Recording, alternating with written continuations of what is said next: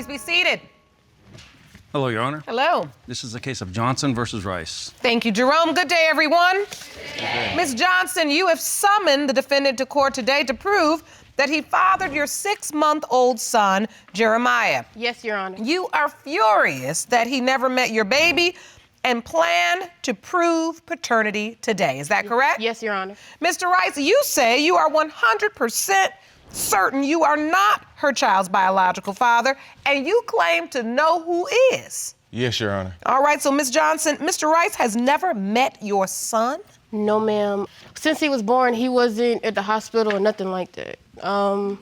He hasn't been there since I was 2 months pregnant, actually. Mr. Rice, you haven't seen the baby not once? You haven't come to see the baby once? No, Your Honor. Why would I come see a baby that I don't believe is mine? I have my doubts for a reason. Tell me what happened. How did this relationship start? Take me back. Okay, back in, I want to say June, the end of June, me and my boyfriend, we broke up, and I was in my feelings, so I took comfort in Mr. Rice. And we were friends prior to that, but it went further than expected. We had sex, and I found out I was pregnant in September. Back when we first met, back in high school, I've always had a crush on her. You know, when she needed something, you know, I would be there for her. You know, even when she needed a shoulder to cry on, I was just that person to be there. Okay, so you all have a history. Yeah, and I finally got my shot, and I decided to take it. Okay. Like the old folks say, tell the truth, shame the devil. Let's just tell it. What happened? So you all start having a sexual relationship? Yes, Yes, Your Your Honor. Honor. How long did it last? It lasted about 2 months. Three? I mean, 2 to 3 months. Tell me what happened when you found out you were pregnant. I had just a regular doctor's appointment. I wasn't feeling good, and when I got in there, she was like, Ms. Johnson, you're pregnant. And I was like, what? She was like, you're pregnant. And at first I was in shock. Like, I was freaking out, like, okay, I'm pregnant. And me and Mr. Rice had already talked about, you know, he said he wanted kids, and I didn't think it was a problem. I thought he would be happy that I was pregnant. And he was happy, but then I don't know. Then what? I got in my feelings, and I broke up with him. I think it was more, yeah, we broke up. I realized that my feelings wasn't as strong as they should have been, so I told him that I didn't want to be with him. So, Mr. Rice, tell me your side of the story. She tells you she's pregnant, and you say you're happy at first? Yes, I was excited about it until she decided to tell me it could be her ex's baby or it could be my baby.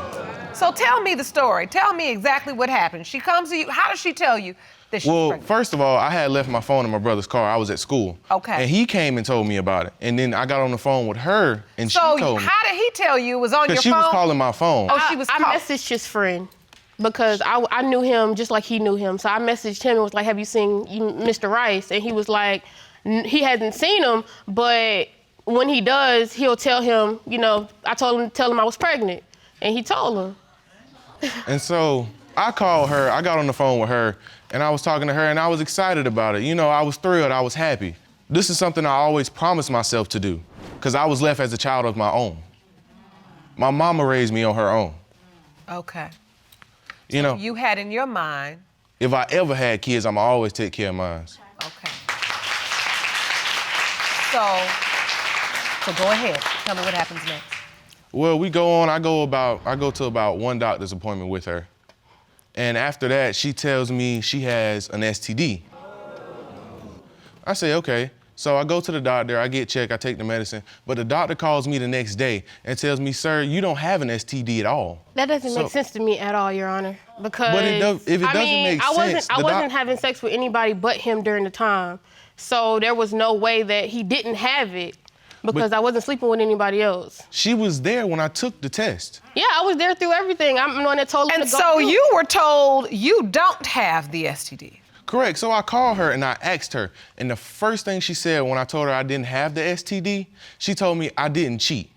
I promised I didn't cheat. I wouldn't do you like that. It's the truth. I didn't.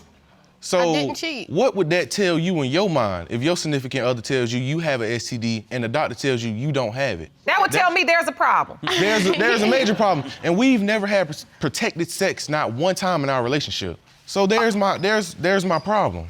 So at that point, the doubt rears its ugly head. Yes, Your Honor. And Mr. Rice has never laid eyes on the baby. No, Your Honor. And you believe her ex is Jeremiah's biological father. That means she was cheating already. I haven't cheated on him. I haven't been with anybody else but Mr. Rice. But it doesn't make sense, because right after we broke up, maybe a week or two later, she was right back with her ex. But he knew that. He knew that I wanted to be with my ex. He knew, because I told him I don't have feelings for you like that. I mean, I care about you, but I don't love, like, I'm not in love with you. So I went back to my ex because that's what my heart was. But she told me this out of her own mouth. When she told me she was pregnant, she told me she didn't want it to be James' baby because she didn't want to be with him. Did you tell him that, Ms. Johnson? Yes, Your Honor. So you did say that? Right, but I wanted to be with my ex, but no, I did not want the baby to be his during the time because that's another story. If you want more episodes of Paternity Court, make sure to subscribe and click on the notification bell. So now, at this moment, Mr. Rice, you believe Ms. Johnson's ex-boyfriend is the father of Jeremiah, not you. Because when she told me she was a month pregnant, it was in October. But if she was a month pregnant in October, the baby was supposed to be born in June. The baby was born in April.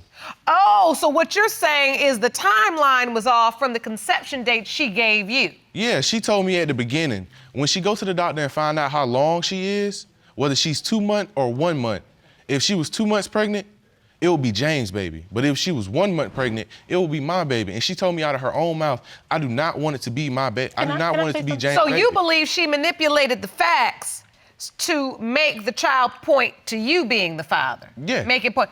But then when you heard about the STD... That just made it worse. The doubt. That just made the doubts worse. You got a little smirk on your face, Ms. Johnson. That's because he lying, but You don't think he's telling the truth? No, we didn't get together until we literally didn't start dating. The first time we had sex was July 17th of 2016. All right, First time. So the bottom line is you're sticking to your story. Exactly. That during the window of conception, you were only sleeping with Mr. Rice. That's correct. All right, I would like to hear from this other man in this saga. Jerome, please escort Mr. Williams into the courtroom. Hey, son, come on with me. I'm gonna go up to the witness stand next to the judge. All right.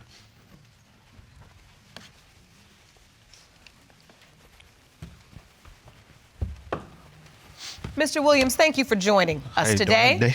You know, we are here to discuss the paternity for baby Jeremiah. Yes, and ma'am. we are here talking to Ms. Johnson and Mr. Rice about their brief relationship. Yes, ma'am. And Ms. Johnson believes Mr. Rice is her child's biological father. Yes, ma'am. Tell me what part you play in this. When we got back together like September, I've been there since day one. Like doctor's appointments, changing pampers and everything. Mr. Rice believes that you and Ms. Johnson were still sleeping together during the time they were sleeping together because she admitted she got an STD and he did not have it.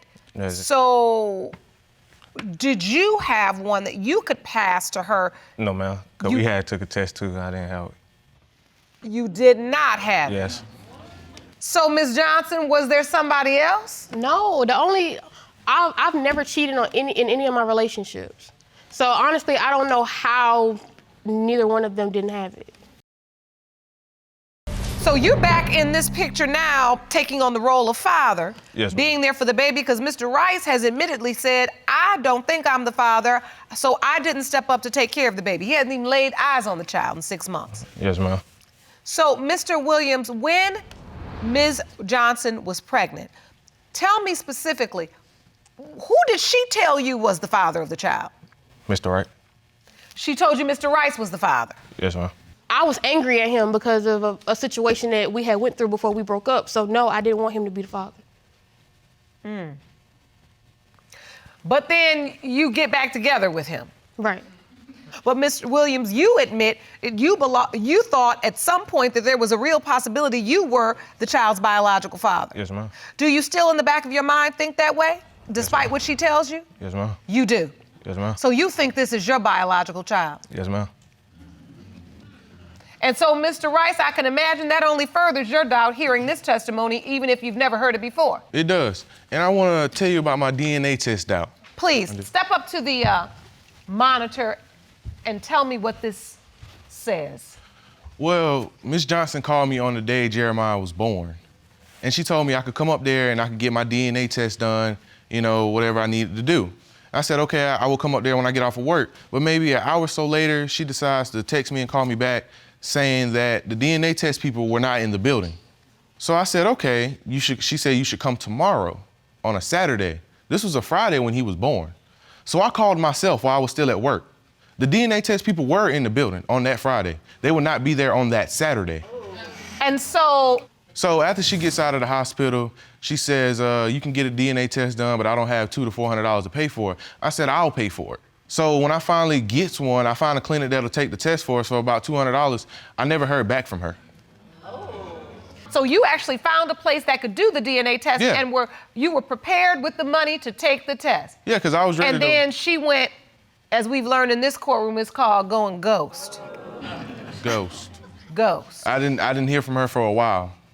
All right, thank you for that evidence. I want to come to you, Ms. Johnson. Is what Mr. Rice asserted here in this monitor true? The first part is true. I did call him when I gave birth, and I told him that the DNA test people weren't there because that's what the nurse told me. I kept asking her, you know, are they here? Are they here? She said no, they're not. They're only here on the weekend. So I told him to come Saturday. Right. And when I texted him Saturday, he told me that something was going on with a family member.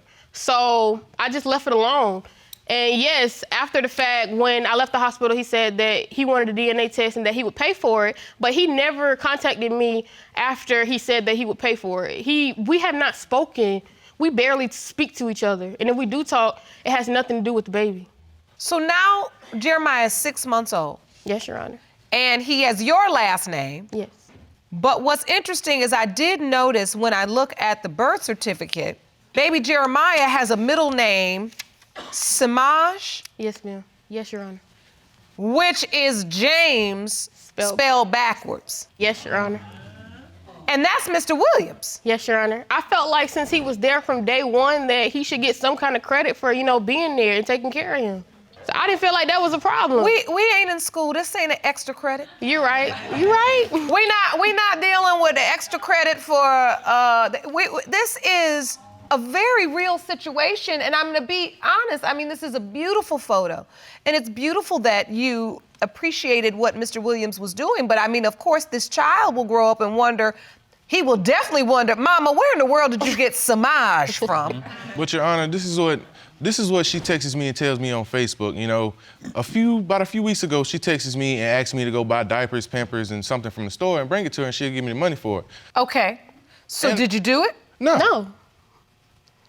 Because I'm not gonna do it. I've just canceled all communications with her for one reason.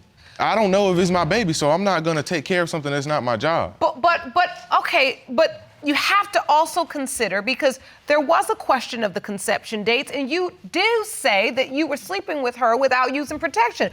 What if Jeremiah is your child? If Jeremiah is my child, at the end of the day, I'm gonna take care of my son. And you understand that you've missed his birth, you've missed the first 6 months of his life, the bonding of that, because of the doubt, you're willing to accept the fact that you missed that part of his life?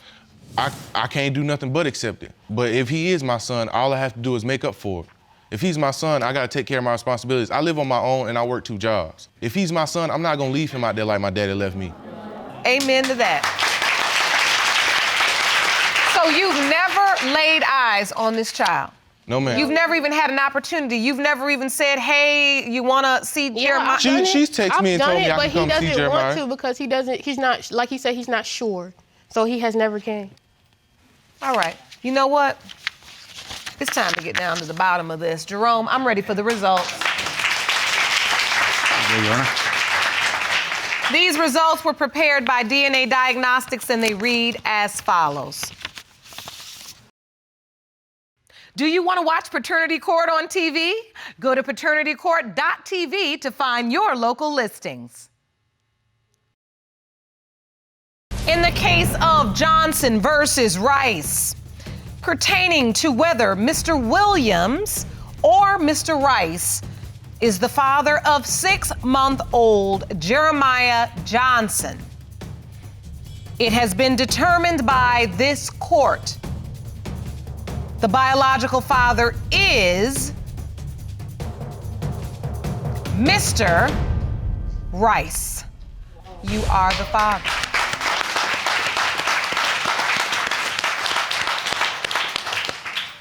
How does it feel to know for certain? I feel better to know that he's mine. I know I can move on now and know I got a responsibility to take care of. He needs that. And I know from your experience, as you've been so honest in this courtroom about growing up without your father and saying in your mind, being determined about if you ever have a child, you're gonna be there for him. He needs you there. So now we have to break this cycle, Mr. Rice. Yes, Your Honor. Right? Yes, Ms. Johnson, I have to ask you, for baby Jeremiah's sake, would it be okay if Mr. Rice saw his son in my chambers for the first time? I mean, I never had a problem with it because I've known from the beginning. Would you like to see your son? I would. Good. I will meet you in my chambers. Court is adjourned.